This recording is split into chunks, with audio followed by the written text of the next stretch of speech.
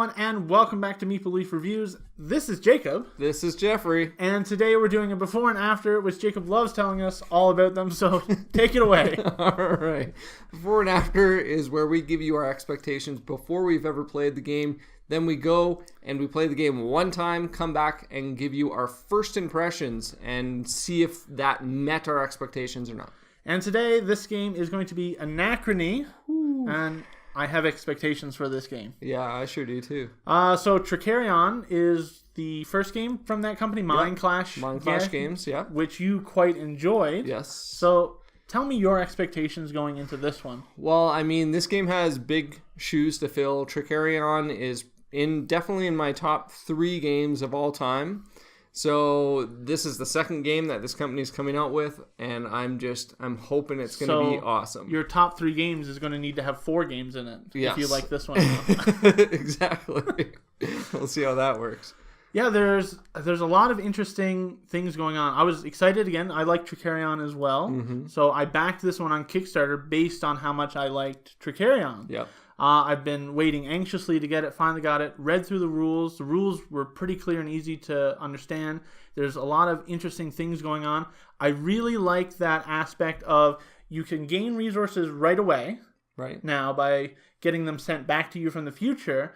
But you're going to need to, at some point in the future, send those resources back to yourself. Yes. Otherwise, you're going to be getting negative effects or negative points going to be happening to you. That seems really interesting to me. Yeah, that whole anomaly time travel is just amazing. And the interesting thing that I like about that time travel aspect is, like you said, you get these resources right away and then you have to pay them back. But the longer that you wait to pay it back, the harder it is for you to go back in time that far to pay it back. And every round you're not paying it back, you are getting a ding. You're getting an anomaly. And the more anomalies you get, the more negative points. And you get these really beefed up negative modifiers that go onto your board, cover up spaces. It's brutal. So it's going to be a real trick kind of jumping back and forth like that. Yeah. And I'm excited. I mean, look at this. Look at his face, Jeffrey. That's awesome. Yeah, it is really cool because most games will give you, like, say if there's like a tile or something that you could take which gives you like a huge benefit, usually the only negative is minus points at the end of the game. Sure. You might not have the option to pay it back, but this is a really neat idea that incorporates this time travel thing where you could potentially pay it back to yourself. Mm-hmm. There's also a little bit of like blind bidding because you're only going to be getting those negative effects per timeline tile if you have the most on them. So if you're like, oh, I know he really wants a lot this round, I can get away with putting 1 there. I know he's going to put 2. Then you can potentially negate some of those negatives and still get the benefit from it. So the whole time travel thing, I'm really excited to try out, and hopefully it goes really well. Yeah, I think it will, but we'll see. We'll find out. Another thing that I kind of like about this game is that for a veteran board gamer, people who are into heavier board games, the rule set seems very straightforward, very kind of basic. Sure, there's a lot of rules and there's a lot of moving pieces, but the individual actions are very simplistic. Yeah, I don't think it's going to be really hard, and I actually don't think we're going to be picking up the rule book very much often throughout the game because there's a lot. I don't think so, no. The iconography is very clear on what each thing is going to be doing, so I don't think it's going to be one of those games where we're going to be flipping through the rule book every 5 seconds trying to figure something out. Right. The other thing that I'm excited about for this game too is the asymmetry. Not only do you start out asymmetric, you have a different path, ideology that your player board's good at. You have a different leader, which gives you a different ability. But you also will be building an asymmetrical board based on the buildings that you build. So you're going to become even more asymmetric as the game progresses. I like building up my own engine, my own civilization. So I'm really excited about that aspect for this game as well. And there is going to be some player interaction with that as well because you're all kind of fighting over the same buildings. There's 2 buildings face up. Is it the number of buildings equal to the number of players? Or is it always just 2? Always 2, but if someone builds from that secondary stack, then there's only going to be 1 available until the next round. So there's a bit of back and forth where I take an action, you take an action, I take an action, going around. And if someone starts taking these building actions, they might take something that you're looking to build. So there's going to be some conflict there as well. All right. Well, I'm getting too excited talking about the game. I want to play it now. Right. So let's get it to the table, and we'll come back and see what we think of Anachrony. All right, let's do it.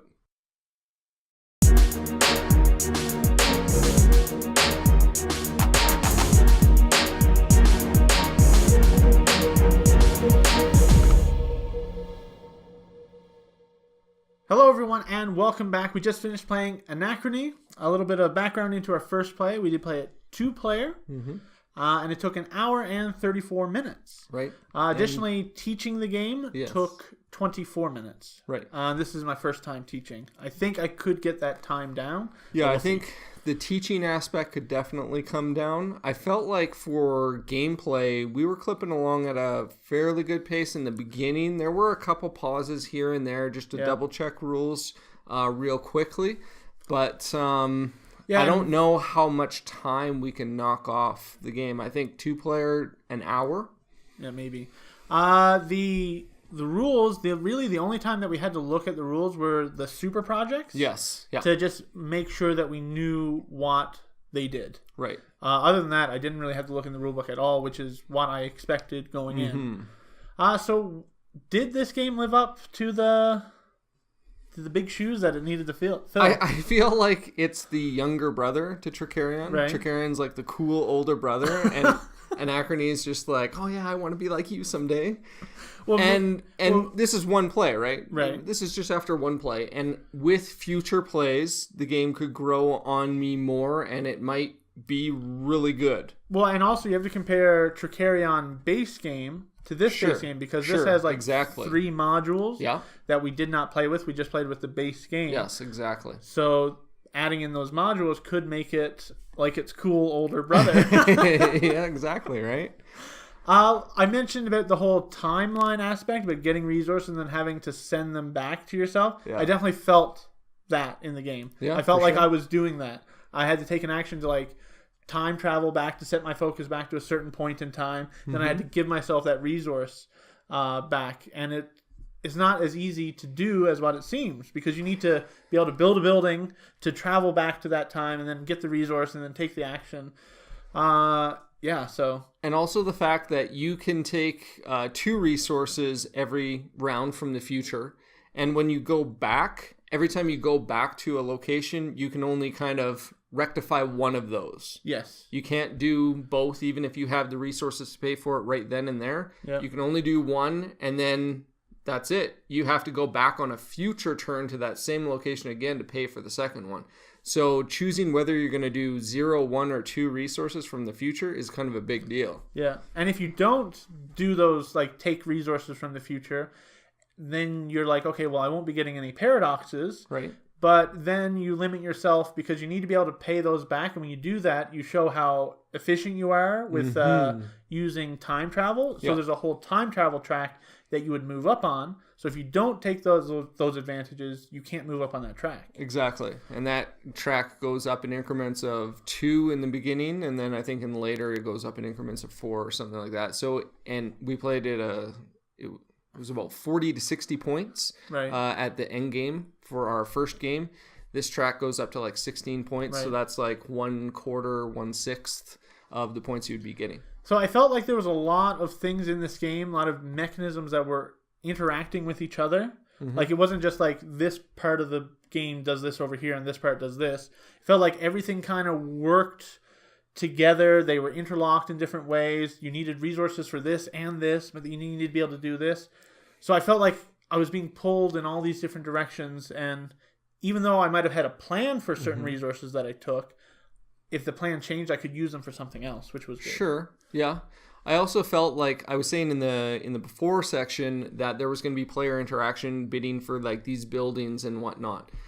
Bidding for the buildings, maybe not so much, because there's 4 categories of buildings. Each category does something completely different, and there's always one available, if not 2. So, and they're all kind of tailored to what they do. Yeah. So you're always going to get something. You're always going to have something available tailored to what you want what you're going for. Yeah, I didn't feel a rush to get those built, afraid that you would build those. The super projects were the other thing, because there's only a limited number available. I wanted to make sure that, and they do things radically different from each other. Right. Whereas if you're building a type of building, you're getting some sort of similar benefit. Right. So the super projects, I can see trying to fight to be the first people to build those. Mm-hmm. But the action spaces on the main board, definitely I felt like we were competing over those action spaces. The interesting thing about the super projects as well is that you can only build them if you're in that time period. Yeah. So it's part of the going back in time and rectifying these things. You can also build that project back in that time frame, but if you're somewhere else on the timeline, you can't build it. Yeah. So that was another cool little twist. How did you feel about the asymmetry? It was pretty good. I felt like we were definitely doing different things completely. I was going for a hoarding water strat, and I just had access to all this water to do all these different actions that I wanted to do. You were saying like halfway through the game, man, water is like a tight resource, and I was just like had it in abundance. I'm like, what are you talking about? Yeah, so I definitely felt, because we played with the A side, so our player boards weren't different from each other. Right. I could see flipping them over, we could be very different. Right. But even still having the same starting player board, we had different leaders, so there's a little bit difference there. But we built up in completely different ways, so I felt really different from you, just in the choices I made of how I built up my buildings and the different actions I had available to me. Mm-hmm. The basic actions, did you feel like everything was very straightforward and you're just like, no troubles? Yeah, I had no trouble taking the actions. I knew what they did, and it was very straightforward. Yeah, and taking one action at a time, you were just like, okay, I do this, okay, I do this, okay, I do this, and it just felt like it was clipping along at a good pace. There wasn't a ton of downtime between player turns. No. So, overall, I think this game met my expectations. Right. I wanted to enjoy this game, and I did enjoy this game. There's a lot of neat things going on. A lot of, I think, replayability, asymmetry, different ways you can build up. Lots to explore in this game. And that's just like base game. Yeah. And so then beyond the base game, there's even more on top of that. So looking forward to playing this again. For sure. I'm definitely interested to see how multiple plays, if this can kind of grow on me and get even better. But I really enjoyed it. Solid game. At this point, I've played Tricarion like 10 times, and I like it more. Right. But we'll see what happens in the future. We'll see after 10 plays of this. After 10 plays of this, we'll see what's going on. All right. Well, that was Anachrony. If you would just go down, hit the like button, hit the subscribe button. We always love it when you guys do that. Do it. You can go down the description down below, and we'll have a link there to our website where we talk for hours on end in our podcast. All right. We'll see you guys next time. Take care.